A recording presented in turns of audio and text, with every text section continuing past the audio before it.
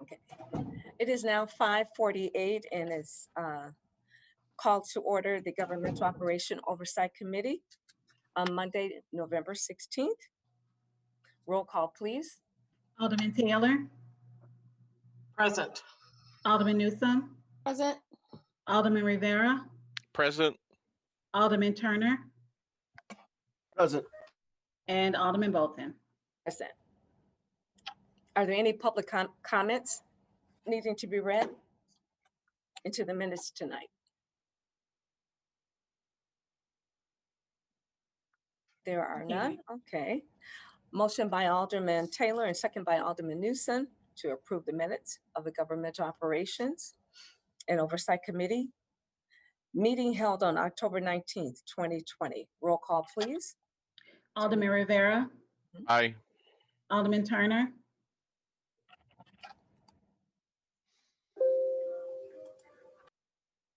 Alderman Turner.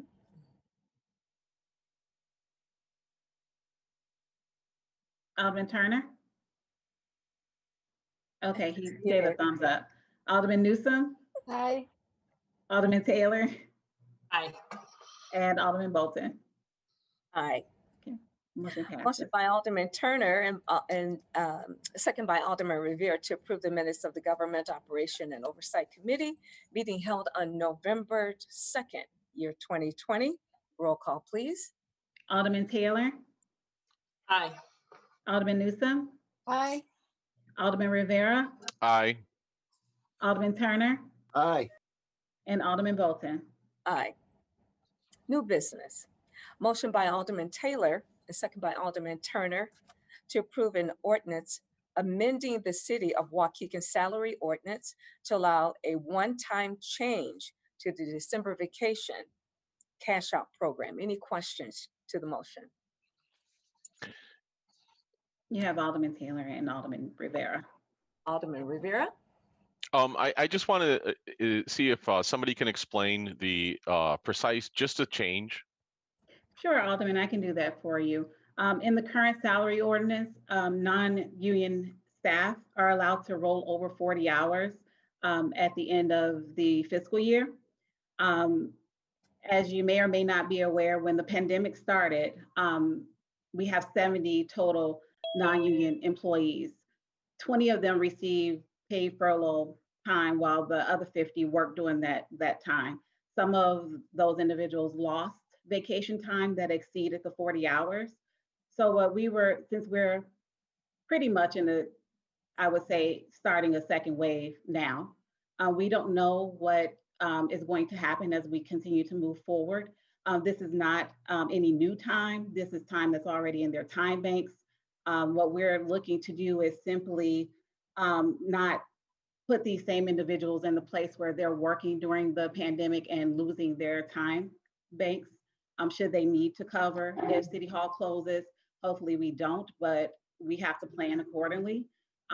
Whereas earlier this year, back in May, they did. So we were looking at this being a one-time option to allow those individuals that have that time in their time bank to cash it out at the additional 40 hours. Not everyone will qualify for it, of course. If we have employees that receive paid furlough time or employees that were assigned an on-call emergency time bank under the mayoral emergency order, and if those hours are paid out, that's deducted from that extra 40 hours. And then we may have some employees that wish not to do it at all anyway and just plan their vacation accordingly. Oh, okay, great. Thank you very much. No problem. Alderman Taylor. So this is basically paying them for vacation time that they didn't take because they were on furlough. Correct? Oh, no. That time is done. That time, as of May 1st, they were only allowed to roll over 40 hours according to per the salary ordinance. So say, for instance, if you had 44 hours and those other 4 hours were removed, okay, and you just lost it. So what we're trying to do is prevent that from happening again at the end of the fiscal year, because a lot of our non-union employees had vacation time scheduled towards the end of the fiscal year. But as you recall, we were hit with a pandemic in March. So a lot of those individuals still worked while some of their counterparts were off on paid furlough time. And then, under the mayoral emergency order, our first responders received like an on-call emergency time bank, whereas this group did not receive anything additional in that sense. And those individuals that did work and that had over 40 hours, they lost those hours. Okay, so this has to be done by the end of the year, not the end of our fiscal year, correct? For our vacation cash out, yes.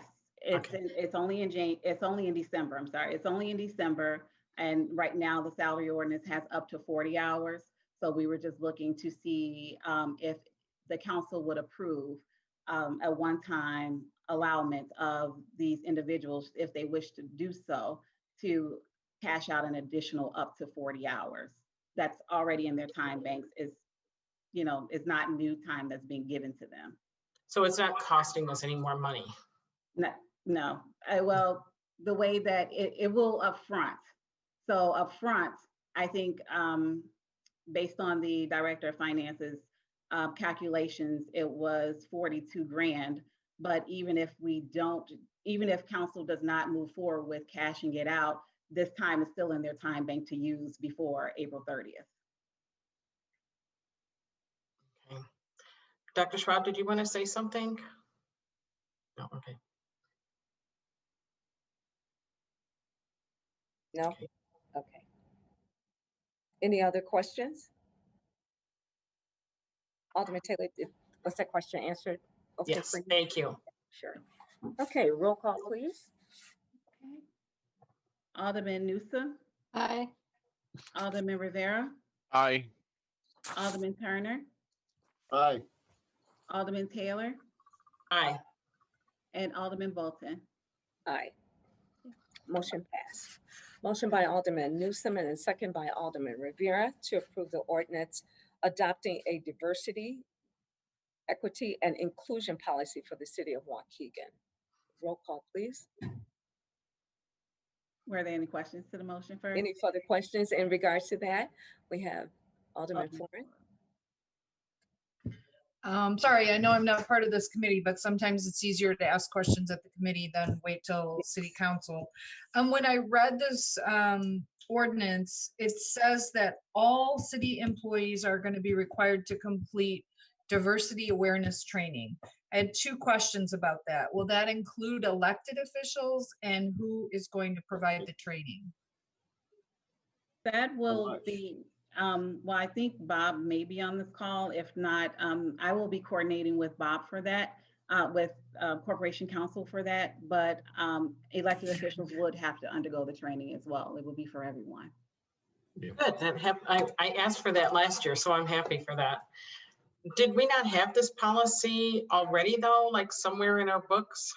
We had something similar to it, but this is an IML initiative, and Okay. it's a little broader, and it seemed like a better fit across the board.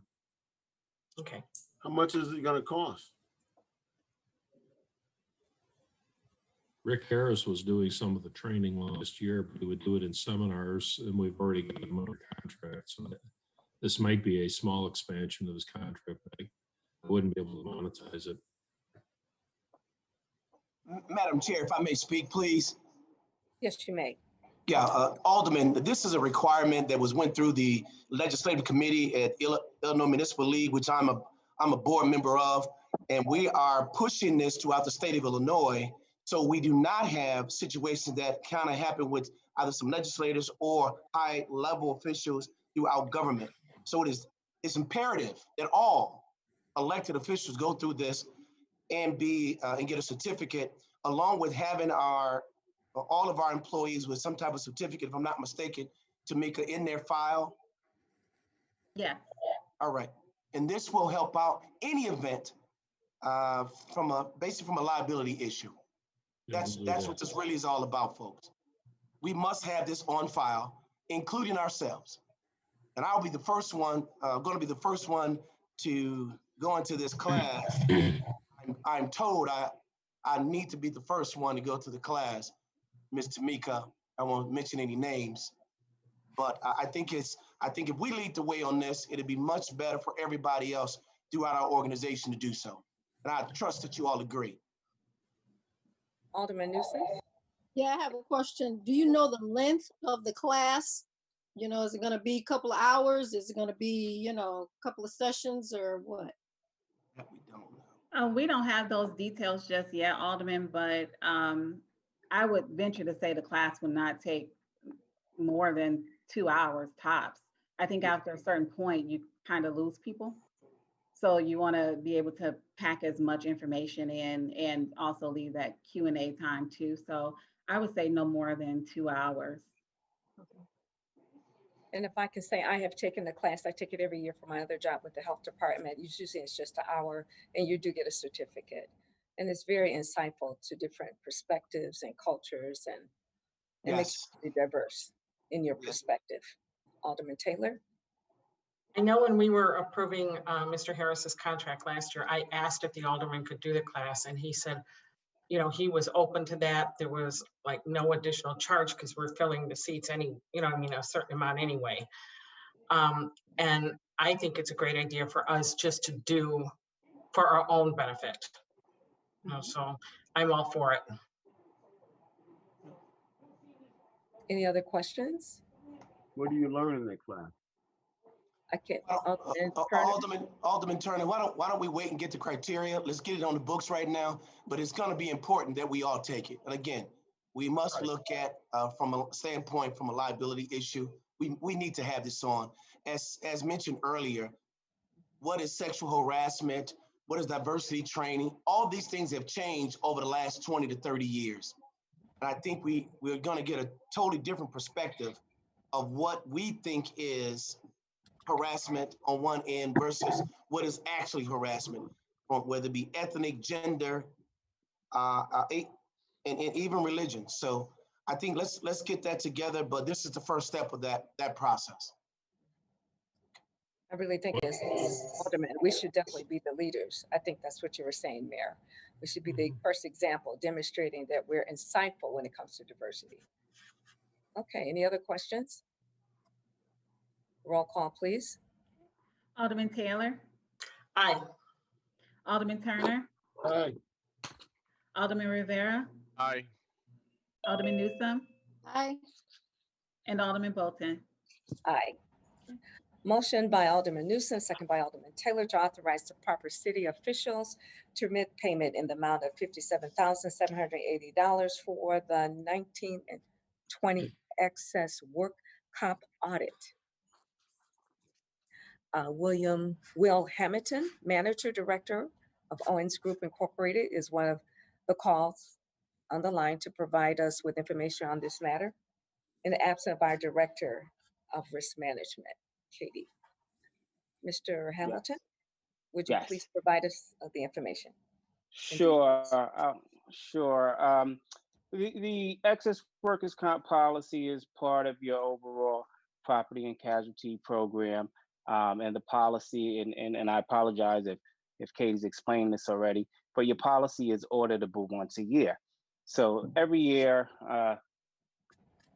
payrolls are estimated in the beginning of the policy term, and then at the end of the policy term, those payrolls are actually trued up through the audit.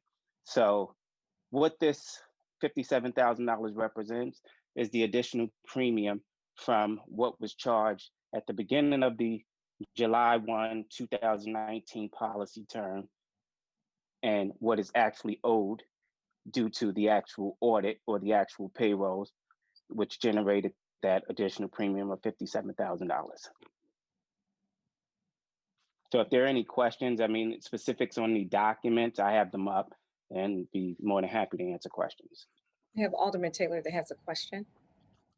So if I understand this correctly, the more our employees make, the higher the workman's comp has to be. So like when we've had promotions and those salaries have increased, that drives up your workman's comp. Am I correct on that? You're on mute. Muted. Yes, in a general sense, that's what drives up your that will drive up the premium if there's an increase in payroll. But what makes the amount what determines the amount is the classification code. So for instance, you're going to pay more per $100 in payroll for firefighters that you'll pay for someone who works in an office. So the rates are much lower. So depending on where the increase comes from, it will generate a larger additional premium. So obviously, if you have $1 million increase in firefighter payroll, you can expect a larger audit, as opposed if you had a $1 million increase in just clerical payroll, which carries a lower rate. Does that answer your question? Yes. If I may, Madam Chairman, interject here for a second. Yes. All right, Mayor. Alderman Taylor, to answer your question, I think Mr. Hamilton answered it probably the best as he can. And Mr. Hamilton, obviously, I'm a licensed producer. So our payroll would dictate. A lot of times we estimate those payrolls. So if Correct. those estimates are off, then they're going to increase.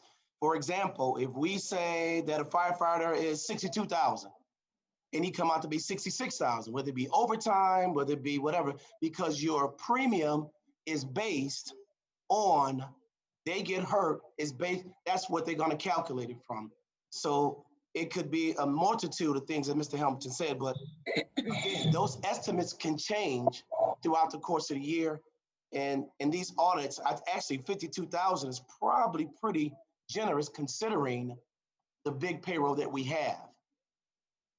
And I've seen it go where 20,000, 40,000, even $100,000 difference at the end of the year with those audits. Mr. Hamilton, I know you're asking us about to say something. Oh, I'm sorry. No, I was just going to add on to what you're saying, Mayor Cunningham. You're spot on. Absolutely. That's how it works. But what this may be something that is in recent memory. We've had 2 years of audits where we've had 50, 70. I think one of the audits was about $70,000. So we are caught up, to your point, in terms of the audits, and now that's why the blow has been softened, so to speak, to the tune of $57,000, because we've caught up over the last 3 years. Yeah, I agree with you. So now, do you guys use maybe 3 or 4% increase every year to kind of base to do the or we just strictly from the payroll? No, are you asking me that question? Yes, sir. Oh yeah, no. So what I do is I contact Katie a few months in advance, and I'll send her the expiring payrolls. It's a spreadsheet, Okay. And she'll send it back with the estimates for the upcoming term. Okay, so we do the actual payroll, so that's gonna change depending on if it's overtime, if it's this, if it's and it could include that. Yeah. All right. Alderman Taylor, I hope that answers your question, ma'am. Yep. From my end, anyway. Thank you. Thank you, Mayor. Thank you, Mr. Hamilton. Any other questions? If not, roll call, please. Roll call, please. Alderman Rivera, Aye. Alderman Turner, Aye. Alderman Taylor, Aye. Alderman Newsome, Aye. and Alderman Bolton. Aye. Old business, there is none. Reports and communication, there is nothing to report under this. I have one item, Yes, Madam yes, I Chairman. apologize. No, you wouldn't know about this. But Okay, I I just want to report that one of the attorneys for Hepler Broom, who is one of our principal defense attorneys, is leaving his firm, but he's going to remain on working on some of our cases. It's a fellow named Rick Hamilton. Most of you have met him by this point in time, if not all of you. Very, very good lawyer, and so he will be remaining on the cases that on the same basis that he was before. But you will see bills that come from his new enterprise. He's becoming an expert. He's going into the business of being an expert witness on claims and insurance coverages. So you'll see bills from the Illinois Claims and Litigation Consultants LLC. That's not a new consultant. We're not expanding anything, but I wanted to let you know that if you see those bills, where they come from. That's it. Alderman Taylor? I don't know if you can answer this question publicly or not, Bob, but generally speaking, like an attorney's fees could be anywhere from 150 to 450. An expert witness can be anywhere from 350 to 1500. Does that change his fee structure because he's changing his name, or is that just a name change? It's just, in his case, it's just a name change. He and I spoke, and we talked about a little bit about the fees, and I told him we weren't going to increase them. You know. So he was happy to live with that. Okay, thank you. Okay, any other questions? Roll call, please. No, you don't need a No, there's motion. nothing to call, sorry. That was just information. I But just thank like you. calling roll. Okay. Motion for Alderman Rivera, second by Alderman Turner to adjourn Now's a roll this call. time, which is 6:08. 6:09. No, Roll call, 6:09. please. Okay. Alderman Taylor, Aye. Alderman Newsome, Aye. Alderman Turner, Aye. Alderman Rivera, Aye. and Alderman Bolton. No. Oh, yes, yes. Motion passes. Okay, motion's passed. Thank you, everyone. Thank you. Thank you, Ms.